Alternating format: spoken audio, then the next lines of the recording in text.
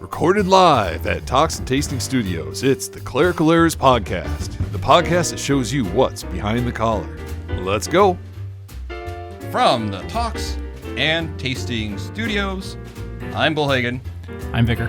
I'm Bollhagen. I'm Mrs. Bauman. I'm Vicar's wife. Yeah, for a short time longer. I mean, you're always his wife, but I'll forever be his wife. Yes. But you won't be married to a vicar much longer. I will not. I will be married to a fourth year. Yeah. All right. So, everything's in flux right now, right? Peter just moved. Yeah. And Vicar and Mrs. Vicar are on their way back to Fort Wayne. In a few days. And so, I thought Vicar is actually Vicar's idea. So my wife isn't mad at me because I'll admit... Okay, behind the collar moment. Every once in a while, pastors aren't very good at communicating with their wives. Isn't that kind of like men in general aren't always very good at communicating with their wives? Or sometimes wives aren't good at listening. You're going to go there, huh? I mean, you know. So what happened was I mentioned, hey, Adam, do we need to step out? yeah. I plead the fifth or the eighth or whichever So I amendment it said is. something like, hey, we're recording this afternoon or evening, right? Yep. You know, this is Vicar's last episode. You guys should, I think Meg's interested on coming out during the show or something like that. And I meant on the show, and you meant you have the opportunity to chit-chat while you crochet while we're doing the heavy lifting, right? Pretty much all you said was maybe the wives would like to hang out. On the show. But you How didn't is that say not clear? But you didn't say on the show Because in Julie's defense, we have hung out in the building. during recordings. All right, this is good. I like where this is going. Okay, Vicar? Yeah. You got a year, right? Yeah. All right. I'm going to put you in the shoes of a pastor. Help us out. I think he would really prefer to stay out of it this time. I mean, with the specific scenario, on the text thread, I tossed out the idea of bringing either my daughter or my wife to just have some filler content and discussion. Because I'm going to be honest, when it's just you and me, when it's you and me, we lack a little sparkle. I thought you were born to sparkle. That's what the sign says. It does say that. No, but I really enjoyed the episode we did. But I guess I didn't communicate that well enough. This is riveting podcast material. Behind the I'm collar, really right? enjoying this. So we're here now. Yeah. Yeah, that's why pastors wear those collars to hide the bruises. Hey. I think the worst thing I ever threw at Adam was a Kleenex box, so that wouldn't have done any damage. Hey, this is good content. Peter, no, we better not go there. So. What does a regulation tissue box weigh? I think I had used already like half of the tissues anyway, so. It's only if I would cut the corner. So the question is, I think you're fine. Was this before the lifting program or after? Oh, this is a long time ago. Okay. I used to have an anger management problem. See, now it would hurt. Right, but now I manage my stress in a much more healthy fashion. Okay. So. Is that true, Vicar? Yeah. Good thing you said yes. If you said no, Why wouldn't I say yes? Either because it's truthful or it's the smart answer. That's right. So what we're going to do is, since by the way, Berg, he's out of town again. He's just world traveler. Traveling man. I think he was at the Bollhagen? Bollhagen. Was that where? Conference. Yeah. Yeah, I knew that we was know a go- lot of people at I knew that was Bollhagen. going down. it's pronounced Bollhagen. No. It's Bogenhagen. It's a conference in Wisconsin that he goes to. Wisconsin. So, but we have not forgotten about Berg. We miss him, but he'll be back. But I figured we need to. This is your last show with us. Maybe your not last appearance because you got a microphone now. Well, yeah. Last show as Vicar. Last show as Vicar, and so I thought today we just he's been doing a lot of little stuff for the Vicar for the podcast, right? So I thought we could just clear out the Vicar file, whatever you have left. I'll admit, bits and pieces. Half of what's in there is for ongoing shenanigans for later. Okay. So maybe don't completely clear out the Vicar file. No. Oh, you're thinking like collusion with me to make things happen, basically? Maybe. I like this. What's going on? Something dangerous. Oh, I got beverages. Yeah. What do you guys want? I got a Splendrift sparkling water that's got real lemon in it. I actually sent some beverages there too. You want to pull those out? It'd be impressive if it actually has a real slice of lemon inside. Mountain Dew Baja Punch. There you go. A Mountain Dew Baja Flash. And then a Splendrift sparkling water lime. So what do you guys want? You want anything? You should take the one with the pineapple. Pineapple? At least two That's a people visual gag that at only the makes sense table. if you can see it and if you saw the It's TV true. show. It's true. I don't know if Pastor's into that TV show or not. What show? Psych. Uh, Julie and I like it. Yeah. And Adam likes it. I mean, I'm aware of it because it was always on somewhere. Well, I'm going to have the Splendrift lime unless somebody wanted it. I'm going to do the pineapple. Just an odd combination. Pineapple, coconut, I mean, I don't know. Mountain Dew. I bet it would be really good mixed with something. Tequila or rum. Tequila sounds Yes. good. Yes.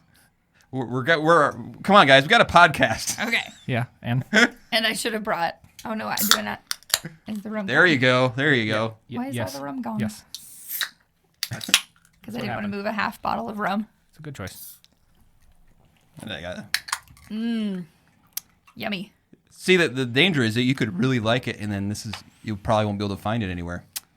That's true. Yeah, it was from Story City, right, Peter? Oh. Mm-hmm. Where is Yeah, Story the store City? is going out of business, so Oh, that's sad. So, Peter, how's your move? it was good. It was good. Had a couple of friends help me move and got everything situated now, and really happy with the room. It's nice. All right, and I'm sure the listeners happy to hear you back on and be able to do this. So I think they'll be more excited about the editing. you don't like how I edit? I didn't say that. Okay, Vicar, did you hear the finished product?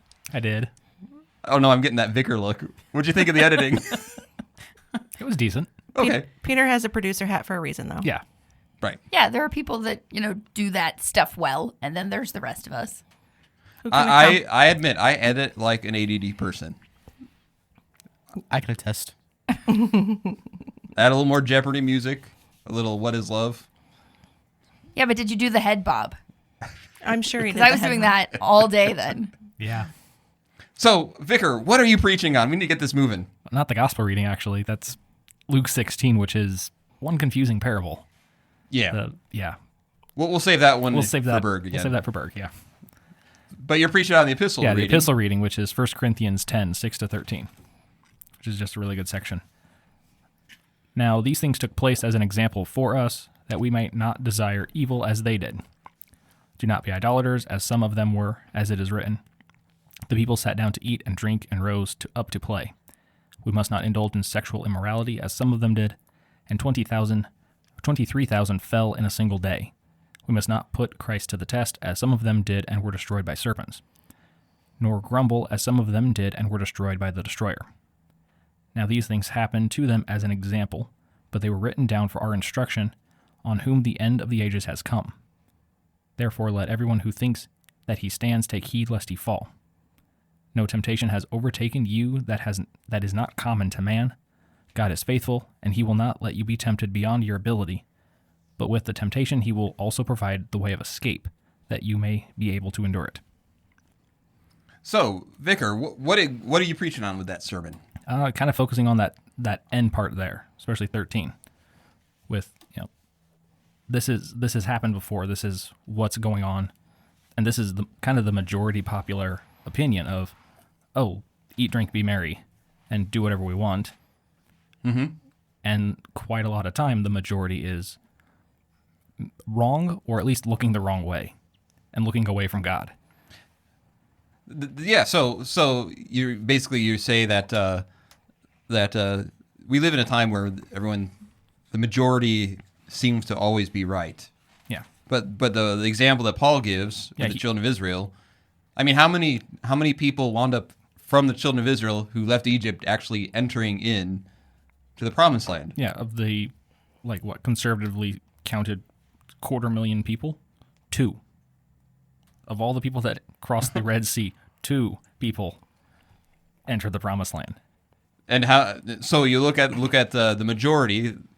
Yeah, the majority decided that their opinion was more important than what God said, and therefore fell away. So as a Christian, all right, as a Christian, you're never really going to be in the majority on most things, Yeah.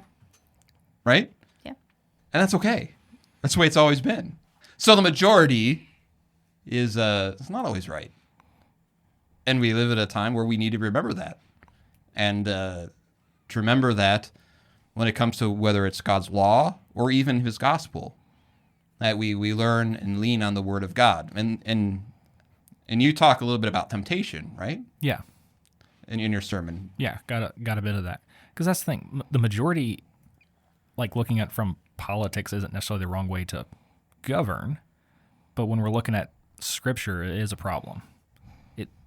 Paul has all those examples, and all those examples throughout Israel's history. The one that I've got in there as well is with Elijah. The majority of the prophets and priests when Elijah was around were all false prophets. He was all by himself. If the contest was decided just on who had the majority, Elijah would have lost. And the majority is a majority for a reason. Yeah. Majority is a majority because it makes sense to a lot of people. It appeals to human sensibilities, even though they're wrong. We like to say, oh, I would never be a part of that golden calf thing.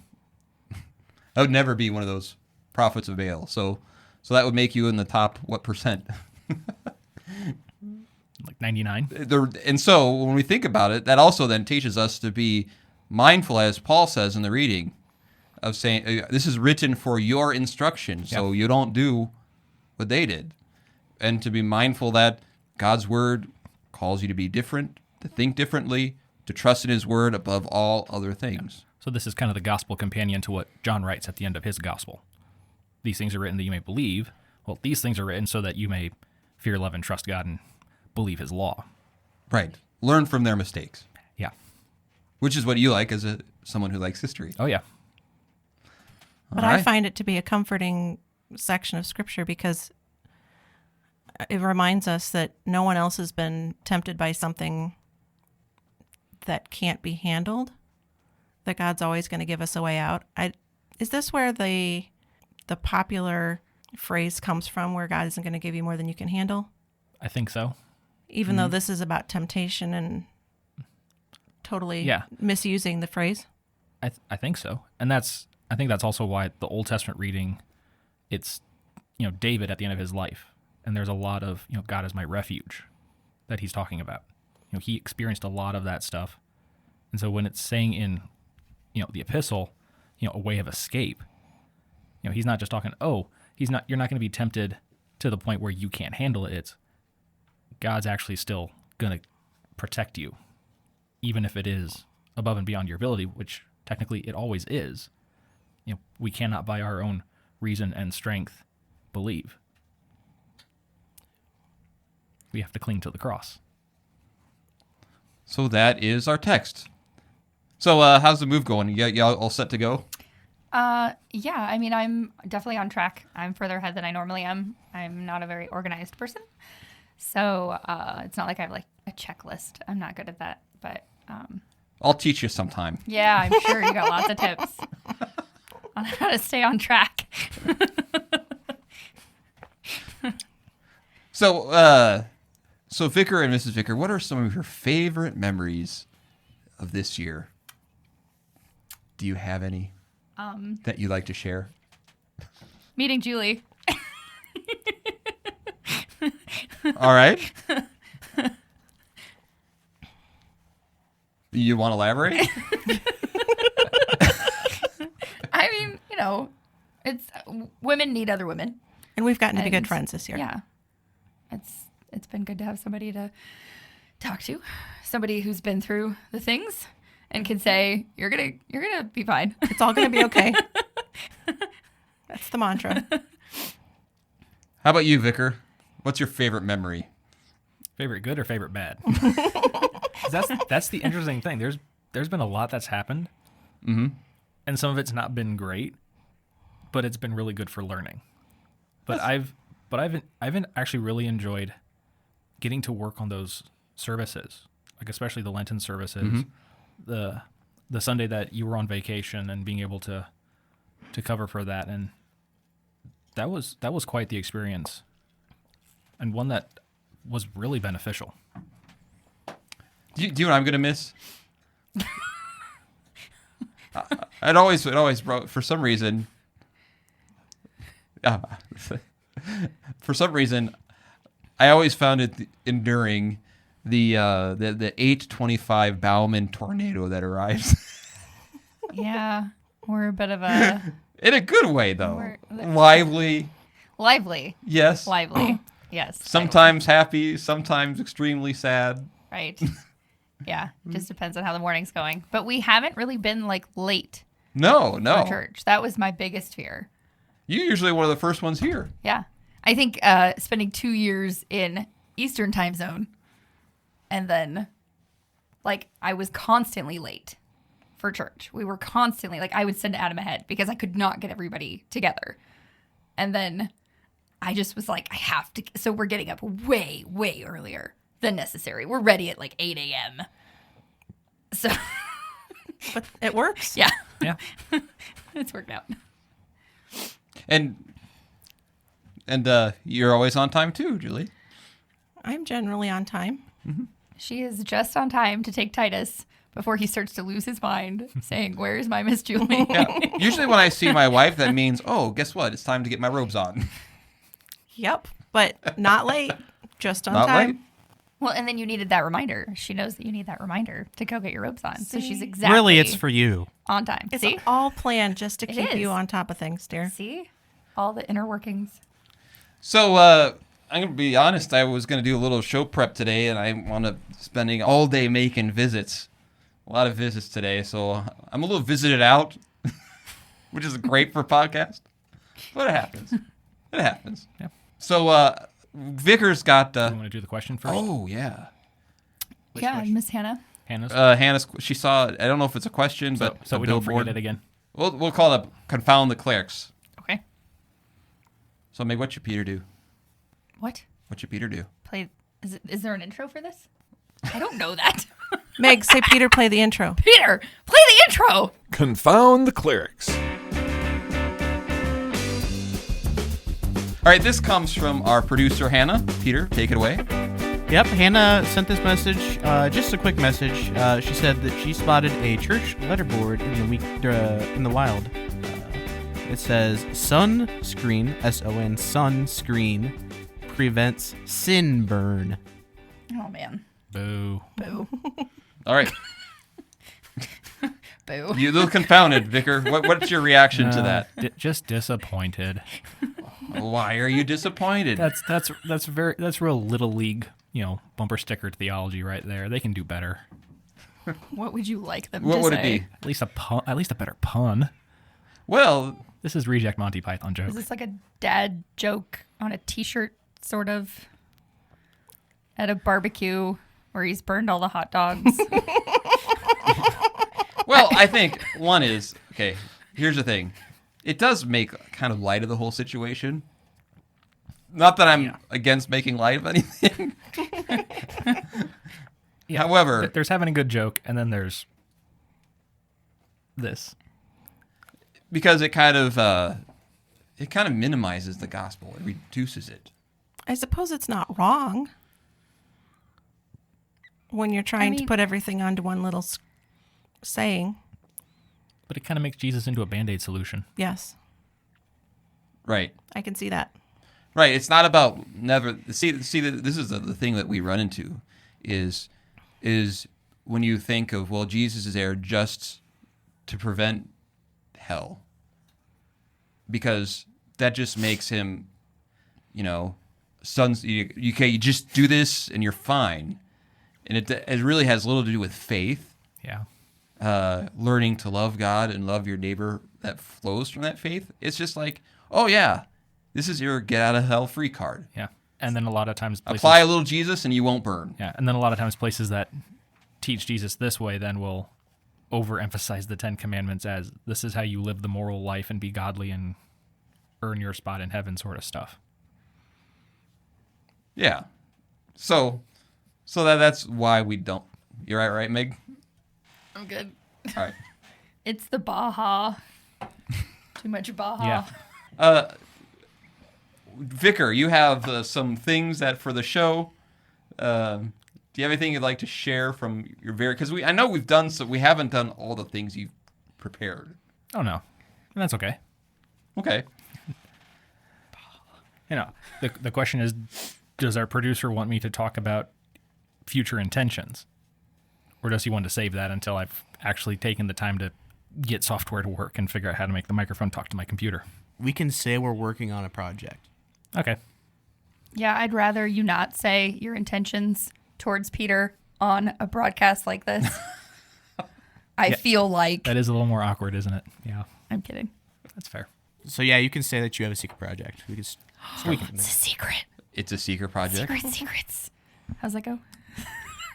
Keep it secret? Secrets. No, not the keep it secret. Keep it safe. Oh, you're thinking sneaky. No, I'm thinking secrets hurt someone or something. Secrets are no fun.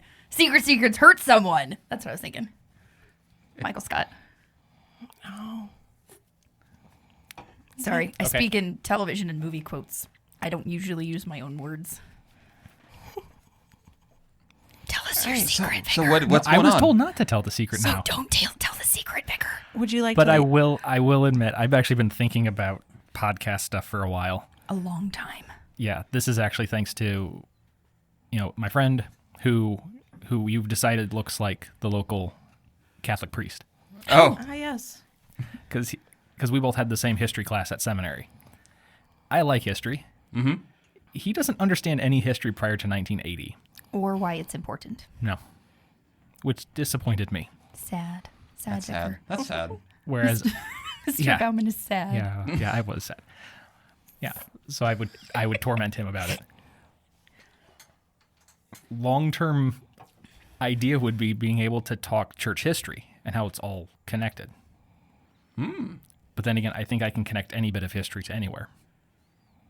He can. It's true. We used to, like when we used to be alone together, before there were quite so many and you could still afford a babysitter, we would do this thing that's not going to sound very romantic, but we're both history people. So for us, it's weirdly enjoyable.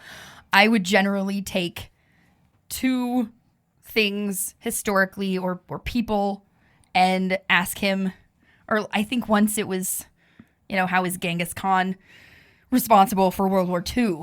And I think it only took about 20 minutes and he had it figured out.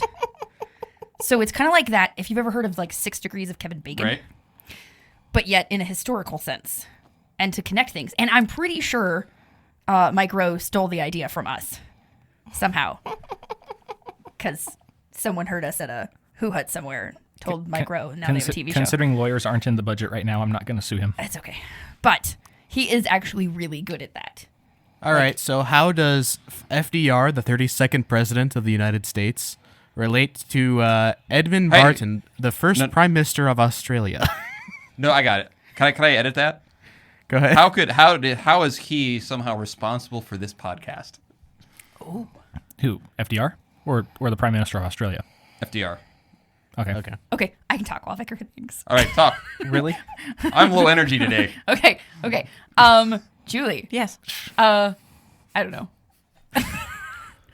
Wow, good talking. So Well okay. done. So okay.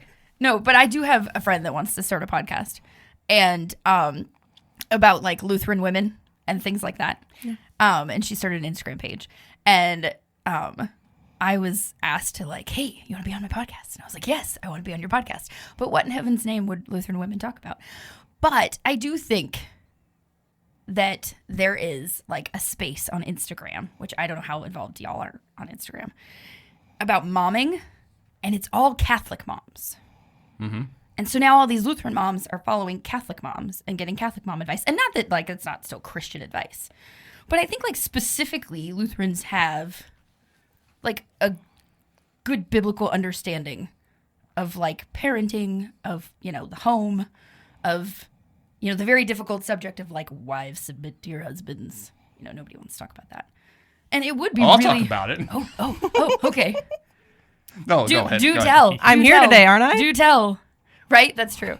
We did last episode. That was, Yeah, last that was episode we discussed in- covered that a in little the bit. top 12, yeah. Oh, did I miss that? I'm sorry, I wasn't Yeah. listening. Oh, that goes back to your first point of wives not listening. Whoops. Point for pastor. Do we have a scoreboard in here? I feel like there should be a Chalkboard's too far scoreboard. away. Chalkboard is too far away. But I feel like there should be more as far as Lutheran women connecting, Lutheran moms connecting. And I feel like the church, I don't know, not that the church should be responsible for that, but what as being married to a pastor, like what could we do a little bit more to be a little bit more vocal about the family within the church? Because that's the best way to grow the church, whether people want to talk about that or not. But teaching our children to want to have children, to want to be husbands, to want to be wives. Like, other than me in my own home, where else, can we affect that?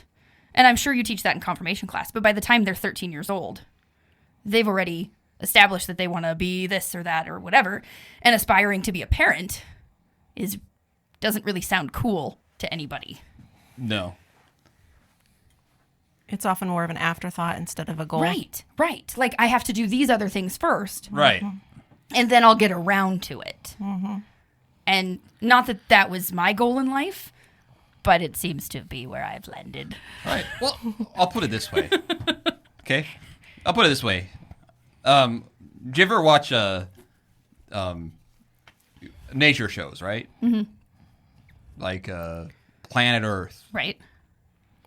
all right? Jaguar stalking the Right. antelope across Right. If you watch one of those shows about the animals, right? There's really only two things that make the show interesting. What are they? something getting eaten by something else. How they eat, right? And how they... Oh, Procreate. you and me, baby, ain't nothing but mammals. Right. Everything is how... Okay, I wasn't going to go that direction. How do It's a we... song. Okay. It's all about all the lengths animal... of life. Is he singing the song? He's singing a song. Is it the song? Could you not hear You it? cut out. You cut out... No, you you cut I think out. you peaked and cut out. I went too loud. It worked on my microphone anyway. Just sound really impressed. Okay.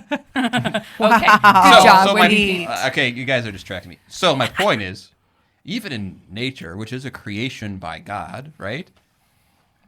He created to basically the top two things on our list in this life is to what? Find food and make more of us. Right.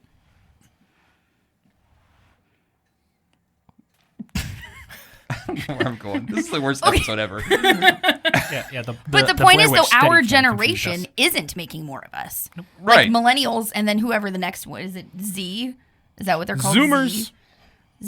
Yeah, That's- yes. That they're not interested in the family. Like, that's not a priority. And, I know the church growth movement has come and gone, even within the LCMS. But why is it so taboo to talk about the fact that if you're not getting married and making more children and raising more Christians, that the church will die? Because it offends the majority. Circling back. Circling around. Well, I mean, this is what other religions know this quite well. Well, yeah, Mormons and Muslims are growing. Right. Right. I think So- the only thing we can really do at this point is mentor young women and girls and try and talk up the fact that this is one of the things God has made us to do. Okay. Part of the thing is it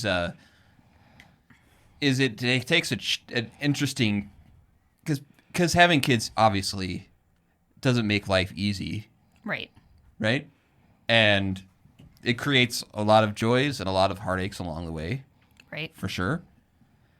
And just because it doesn't make life easy and makes life harder, it doesn't mean that it's less fulfilling. Right. You want to talk about live a fulfilled life, you live it for someone else. Even Jesus, I mean, he's a prime example. He didn't live for himself. He lived for us. Right. He was born for us. He did the law perfectly for us. He died for us. He rose for us. And it didn't make his life easier, but it was what love led him to do. So I can say as a father that being a father over the years has been busy, but at the same time, it's a blessing. People view children, rather than being a goal, as something to get around, as a hindrance to your goals. Right. And hopefully, well, we got a producer here. He can see that, I'm almost annoying. Almost. Right? Like when you come over, or just in my love for my children, where I want to be more helpful than they need. What can I make for you to Right. eat? And Is anyone hungry? it's not like, it's not like I always even want to do those things, but I'm just driven because, that's a more fulfilling life for me, is to do what I can to help my children and do what I can for them than it is to do anything for myself. Right. Am I speaking out of turn, Peter? Do you understand what I'm saying? Yeah, of course. I mean, I've been living either with you or near you for long enough.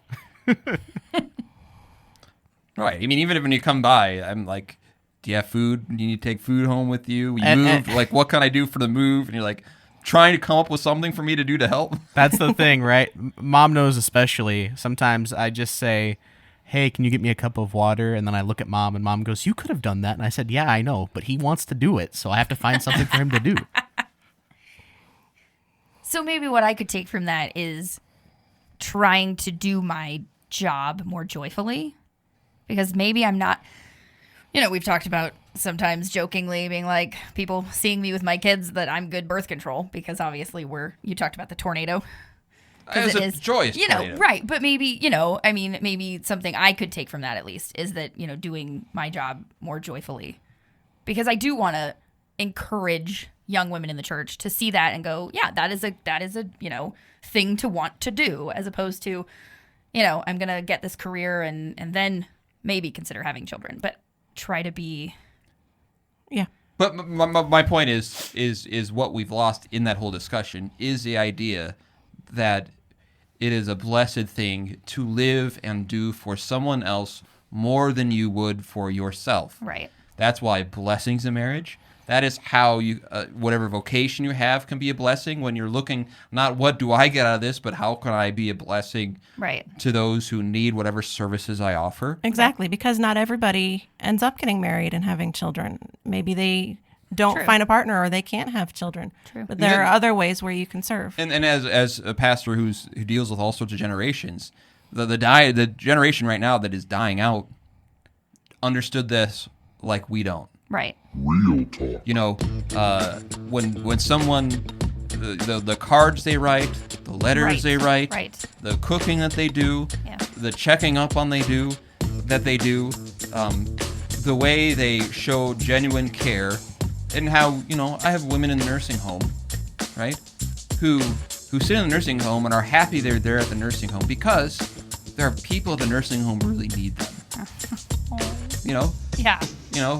There's people here who they don't have anyone to listen to anybody play the piano. I'm going to play the piano so they can hear hymns. Right. There's people in here who need blankets. I'm going to crochet a blanket still. There's people in here who are lonely who need a friend. I'm happy I'm here, so there are people who need a friend. Right. Or someone to talk to. And that's why they like going to the nursing home. It was not thinking of themselves.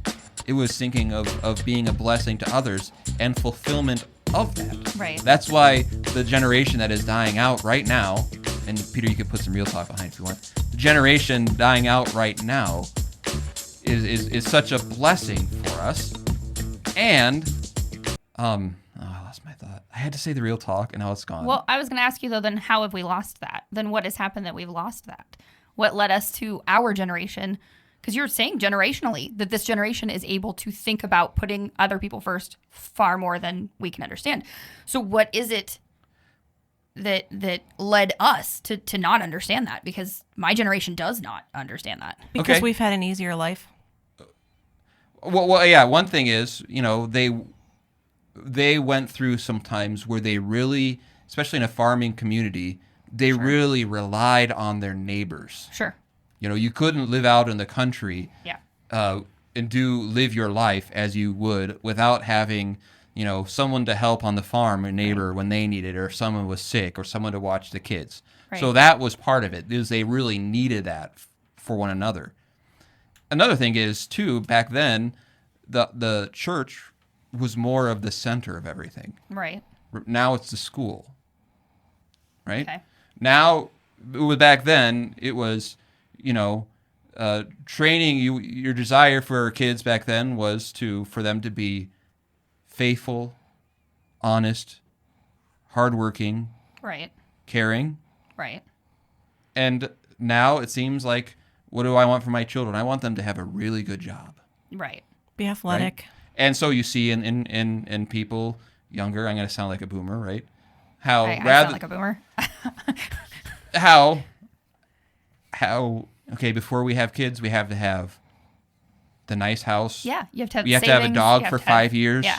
Yeah. You got to live your life before, just like marriage. Right. If people view marriage the same way. Right. Where marriage is, oh, you're getting married. Oh, think of what you're giving up. Right. When people think of, look at what you're gaining by being married. Right. So then what do we do to turn the tide? Is there anything that we can do? Like, I know, that we're trying in our own home to raise our children, in that way, that we're trying to show them that, marriage matters, that's, being a servant matters. But if our generation, has thrown their hands up and, oh, not interested, like, what is there to be done? Does the church have a place in that? Well, Peter, you're a younger generation. What are your feelings? What I'm saying, is it something that you've noticed? Am I off base, or am I just sound like an old fart? I would say that you're pretty well on. I mean, that's definitely how I feel like, I feel like I should be getting a good job, that kind of thing.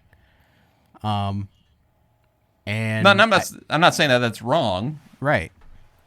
And I think a lot of it too may be that it's a combination of like what some people consider, all these younger kids are snowflakes because, everybody's got to have a participation medal and all this other stuff. Right. And so for the younger people's whole lives, they've been receiving, all the care in the world and all of the, which is good, but maybe we come to expect it too much.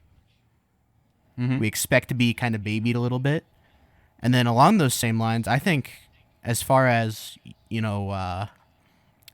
being successful in life, it takes more to get a quote unquote good job now than it used to, because right. You look back in the day and, I worked at McDonald's and I worked my way through college and I also bought a house. Right. That doesn't happen anymore. Right. Right. Kind of like, we had a member he's in the kingdom of heaven now, in the Lord's kingdom, who raised a family of 5, and his wife, the whole family being a barber. Yeah.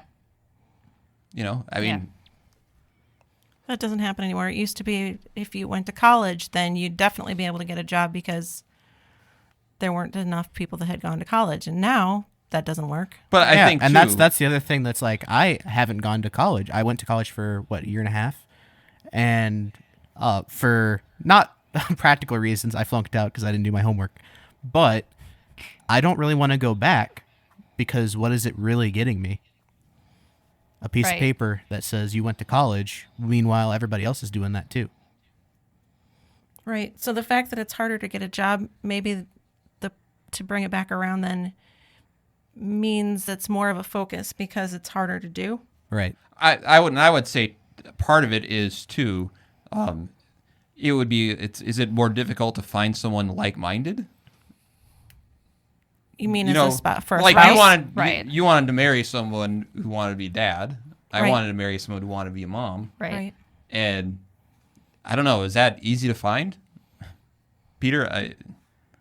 I'll let you know in the coming months. Well, I suppose it is going to get harder. Kansas though. City. Kansas City. Peter's on the market. That's right. And he's no longer a night dweller. At least for now. That's For now. right. He's part of the land of the living now. So, yeah, how to fix it, I really don't know. But it is interesting, though, how when I talk about that older generation that is dying, Yeah. okay, they're really happy people, too. Yeah. Yeah. Yeah. They're really happy people. Yeah. And, when they had a decent amount of children, Right. and you get the families together at a funeral. Yeah. It's such a loving, caring Yeah. environment, and they're all blessed by that. Yeah. And so I think part of it is if we can learn to get beyond, I'm so concerned whether or not my kid's going to be a sports star, Right. Right. Right. And or whatever the case may be, and as parents, try and reiterate and to teach your children. I think this is an important part, that although it's not easy being a parent, that you love being a parent. Right. Because sometimes parents can give off the impression that you're just work and busy and my life is crazy because of you.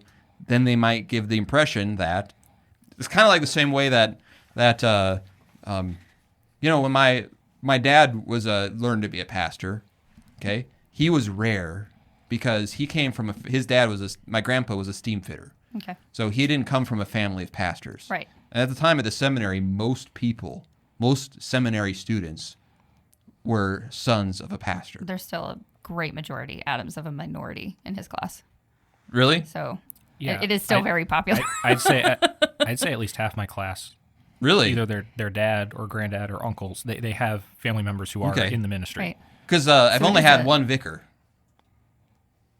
that had a dad as a pastor, and now two coming. But I do think that part of the issue with why is, pastors coming home and dealing with issues Yeah. and doing something that makes the ministry sound like it's not something you want to do. You don't Sure. want this kind of life. Sure. My mom always told me not to be a nurse. Because she's a nurse. Right. And it's really hard as a parent when you are frazzled and trying not to pull your hair out, but you still have to make a point here and there whenever you can to remind your kids how much you love them and how much you like being their mom or like being their dad. Just as making an actual point of telling them that. I think that is my biggest fear because you've seen me at some of my most frazzled moments. And I've And- lived those frazzled yeah. moments too when our four were young. Yeah. And I don't want them to think that. I think that is probably my worst nightmare that I've had recurring overnights. I don't think there's a way to fix it, especially over a podcast, but we can pray about it and do our best to be teaching the next generation. All right, Meg, would you lead us a prayer? No, that's not what I meant. The meal prayer? The Lord's Prayer? All right. Sure. The evening prayer? Yeah. Wait, no, I have the morning one memorized. I don't have the evening one memorized yet. Why, that is, Vicar knows that's part of the Vicar supervisor guy is putting Yeah. on the spot a little bit, right?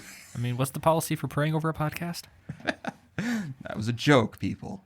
Everybody calm down. Huh. So, Vicar, how does FDR relate to this podcast? Yeah, we had this really wonderful long real talk tangent to try to give me time to think about something that took 30 seconds. Oh. I mean, Of course. what is FDR known for? As president, he had what he called fireside chats. This was the first time that a president talked on the radio, for and he Pete's made sake. public media a big and important We gave thing him a and really a common easy one. thing. Okay. Podcasts don't happen if the radio isn't popular, and without FDR, the radio is not popular in the U.S. Oh, it would be. No. He certainly helped it anyway. He definitely sounds pretty sure about this one, Bollhagen. How do you want to call him out on this one? No, not I really. feel like he's pretty confident. I mean, it also helps that FDR, before being president, he was Secretary of the Navy. And a lot of the electronic advantages that we have now are thanks to the military. computers, internet, wireless radio, all that stuff. I thought Al Gore invented the internet? No. Yeah. He told us No. that. Oh. He lied. Well, Are you we surprised? do have an expert. We have someone who's A+ rated in the. That's right. I'm not sure what that means, but you're it. So who created the internet? Not Al What Gore. did they teach you? He was involved with the process of how they implemented stuff, but I still. that doesn't really mean much. Usually, I the government does a don't better job. I understand mean, you can tell me if I'm wrong, Peter. The better government don't- does a better job of ruining the internet. Government. I'm gonna stay out of that one for Yeah, purposes yeah. of my future. I have no future. Yeah, we're how many words away from Black Helicopter showing up right now? All right. If you want, Vicar, if you wanted a real answer, by the way, Bob Kahn and Vint Cerf or Kerf are think it's Kerf. the two that are credited with the internet. With the internet. I still really don't get it. The internet. I don't really get it. Oh, we got Wi-Fi over the Vicar house, don't we? You know the picture of the crazy guy with his conspiracy theory and all the strings? No. No, you know the picture though. No. Oh, you mean like red yarn Yeah. all over the wall? Yeah, Okay. it's that but computers. Okay. Yeah, that's the internet, but Thank you for the okay. picture, Peter. Thank you. Thank you, Peter. yeah. I now understand the internet. Yeah, FDR to podcast is not that hard. All right. So, do you got any stuff in your file before you close out? I mean, I got a couple things. All right, Depends what- which one you want. No, that's the stuff I'm not allowed to talk about yet. Oh. A potpourri don't of talk things. about A that. potpourri. Yeah, but what do you got? Help us out. We're rambling. There's two. People have to I'm a listen to rambling this. man. There's two different top 12 lists. Which one do you want? What do we have, Vicar? Well, since this is last podcast, I'll be here. Play the intro. I can explain it first and then ask him to play the intro. Okay. Yeah, that was my plan. I was gonna tell him that this is the top 12 greatest things about Vicarage in Hampton, Iowa, right before I asked Peter to play the intro. Enough nonsense. It's time for Bollhagen's Top 12. Number 12. The Omaha Zoo. Because we're really close Yeah. to Yeah. What, a 4-hour drive away? Yeah. This is the best zoo in the world. It I is the know best it's zoo never number one on the the list, world. but everyone who writes the list is wrong. They're so wrong. It's too much walking. It's so good. But there's You so- go in the winter when everybody else is not there. It's the best. Yeah. I'll be quiet now. Yeah, but the thing is, it's in Omaha. What's wrong with the Blank Park Zoo? Number 11. Yeah. I'll get to the Omaha comment in a little bit, but yeah, number 11, Number 11. the Vicar House. This is maybe a little more my take on it than maybe some other vicars, but this is the largest amount of space in a house that we've had It's true. for our whole family, which has been really nice. Maybe footage-wise, maybe not standing space-wise. Yeah, Ceiling-wise. a couple of those rooms in the basement are a little short. It's got the coolest bathroom in town. That is the most interesting bathroom in town. That's the Intriguing. word I will use. I haven't broken any light bulbs downstairs yet. With his head. Vicar 18 might. I have. So We did hear that. yeah. I mean, it's unfortunately the yard isn't as large as the last we had, but we have an entire room just yeah. for homeschool. oh yeah, it is very nice having all that space. Number 10. Nebraska is next door. So close. Just back, like reach out and touch I it. know. I know everyone's gonna say it. I'm unashamedly biased, but the good life is right there. You know how close that sounds? That sounds to. I can see Russia from my house. Hey, Technically, you can. hey, having Nebraska is bordering you is better than being next to Illinois. It's true. It's true. So But it's on the other side. it's on the other side. Sorry. Number 9. Teaching. That's been something I've very much enjoyed here. It's been a great experience. It's one that I've heard frequently from my classmates. They haven't gotten to do a lot of teaching, whether it's Sunday school or Bible studies or anything. I probably taught more in 1 month than some of them did all year. And Even the little ones. yeah, even the preschooler. even little ones going over to the daycare, all of it. So, and it's been good experiences across the board. Some challenging experiences, especially with this year, but it's been good. And especially that Bible study, but that's later. Number 8. The Lenten midweek services. The fact that I had to be in charge of the whole thing was great, and that I don't think anyone else gets to do that. I think there's another couple places that let them take charge of the Advent series, just about, but having the entire Lenten series done Like, that's a major load off my shoulders looking at next year. Yeah, right. That's kind of, and also, you talk to any pastor, if you get to a Winkle group, you're like, yes, what are you guys doing for Lent? And you hear basically the vicar sigh. Yeah, crickets and I don't know. But yeah, that was great experience with planning those sermons and services and putting all of that together, and also being able to having do it with supervision too. Yes. So Oh, yeah. is this, because Double what check it, make happens sure is it's when you okay. get out there, you're like, is this okay? Like, you gotta, It's a little harder to get feedback. right. Except at home. I have trustworthy feedback at home. I'm a cheerleader, not a coach. That's okay. Number 7. The circuit. That's that's been a great thing with the Winkle meetings, being able to be there, and I was treated like a colleague. Given a lot of good feedback, a lot of good encouragement, some decent teasing, but it was great to see everyone interacting and working together, and especially outside it too. I think I've seen the pastors in this circuit just around and visiting more than I would have imagined. Mm-hmm. So that's been a very good and encouraging thing. I'd like to be in a circuit as interactive as this one. Yeah, I'm sure the Shepherd of the Glacier Lutheran Church has an active circuit. If wherever we wind up doesn't, I'll try to make it as active as possible. That's not throwable. Because I heard, Yeah, there's no Kleenex in here, is there? because I heard those stories too about guys who had, who What is that? they didn't get to do Winkle meetings all throughout their vicarage because the circuits, like, no one goes to them, Right. which is really disappointing. Number we- 6. In fact, a lot of the circuit guys have been on the podcast.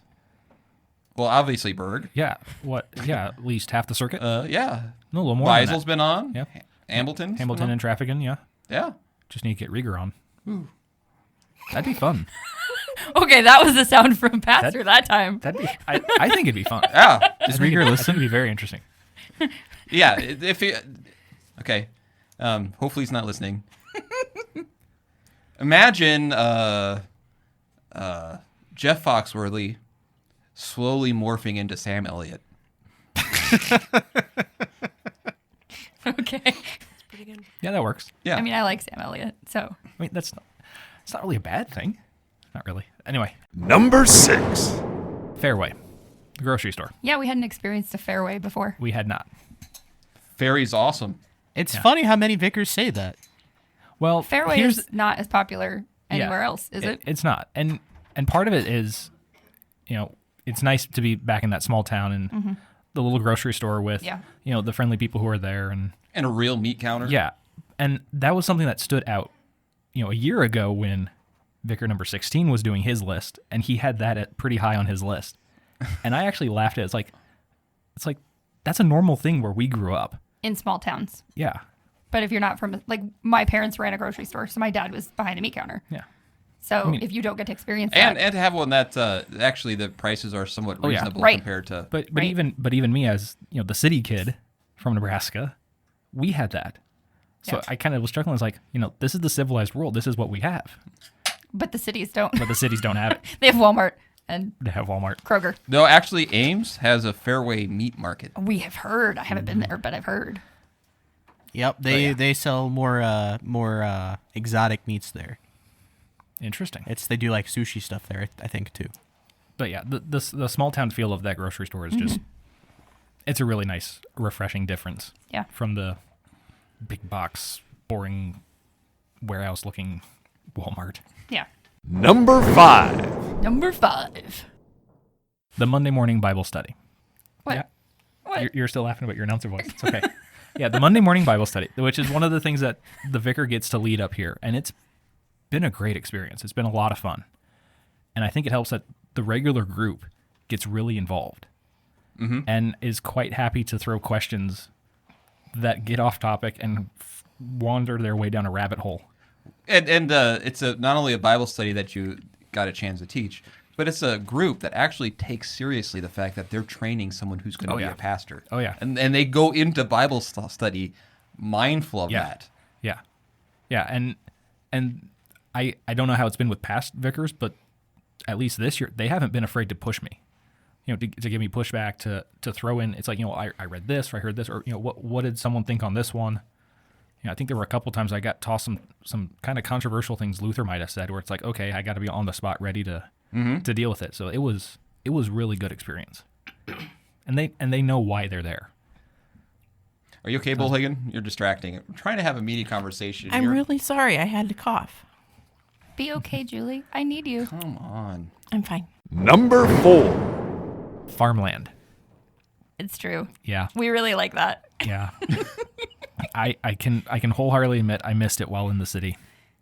I missed being able to see the sky, being able to see the horizon, and being able to How realize corny. I was, I can admit it. I was really happy driving down the back roads, It's true. the back highways, trying to get here when we moved, and seeing the fields. Right. And by the way, it's actually much better farmland than Nebraska. It is very fertile. Yes, but it's Farmland. but it's a bit drier because of no irrigation. Oh, This year. They wait for rain. Yeah. They believe Jesus is bringing rain. Well, they don't have the water underground that they do in Nebraska. So, yeah. Either way, it's nice to see actual farmland as opposed to a whole bunch of trees and cities. It's true. The sky's bigger here. Yeah. No one in Fort Wayne understood that statement. No. Number 3. Number 3. Pastor Bollhagen. Yes. Number 3. Oh, You made the list. How does man. that feel? You're only number. I'm not 3? even on the Right. list. see, I thought the rule was that you have to make the supervisor number 1 in your life. Have you sent in his review yet? Because Yep, Rules? it's in. We don't have rules here. I could honestly say that the top 3 are all very close. Okay. I didn't mean to interrupt. No, Go I know. ahead. And there's reasons why it's not. This isn't like a slight thing. This is he's guided now. It's 16, 17 vicars. Mm-hmm. He's got so much experience with this. It's been very interesting to watch his methodology throughout the year, but it's been especially in those certain areas of pastoral care that I've learned a lot, just observing, especially funerals. Like, I'm going to unashamedly try to steal your funeral sermon style because it works. It's like it's as simple as it can be, and it's like, why bother going out of that method? It just works. Yeah. So what was it particularly? Is it the presentation of the gospel? Yeah, the fact that it's centered on the cross. It's not about the person who died. They had faith in this promise, and that's the sermon. Like, I kind of joked, I think at one point, every single funeral sermon is the same outline. It's just the details change because it's a different person, but it's the same faith, Right. and it just works so nicely. And didn't we have one of them actually on one of the podcasts? Yes, we did. I don't remember. I think it was Arnold's, wasn't it? Arnold's funeral sermon. Mm-hmm. Yeah. But yeah, it's just, it's a great simple format, and yeah, I know I've got my upcoming homiletics class. I think that's one of the assignments. It'll be interesting to see how it works. Actually, I've been told by previous vicars that they always get really good grades on their funeral sermon. Okay. Fourth year. There you go. Okay. No pressure. All of them I'll have to re-listen to that episode a few times. The top 16 vicars all did. I'll be sure to take good notes with that. I'll listen to it a bunch. Number 2. Number 2. The congregation. Like this, I could describe them as a veteran vicarage congregation. They know what this is about. They know what the program's about, and they care. And it's obvious, especially the pushback I've gotten. And I have gotten some pushback from a few people. It is interesting that they do, because people can be critical of a pastor, Yeah. right? And there, in those cases, a lot of times people are just complaining. But I do think that they might say something because it really is born out of care Yeah. for the vicar. Yeah, they want to see every vicar who comes through here succeed. And, just a couple months ago now, just about right, when number 16 was ordained, was what, 30 people who went from the congregation to his ordination? Yeah. That's pretty spectacular. We had almost as many people from our own congregation than they had from... Yeah. His new congregation. Right. Yeah, that's a very humbling thing to think about, to realize it's like that's how much they're invested into this. Even just at the meetings, listening to all the stuff that's going into it in the background, it's like, yeah, this isn't just this is one thing we do. It's like, no, this is our contribution to ministry. This is their mission work. Right. This is what we can. One thing that we can do really well for the sake of the church. Yeah. And they do, and it's expensive. It's probably double the price of what it was when we started. Yeah.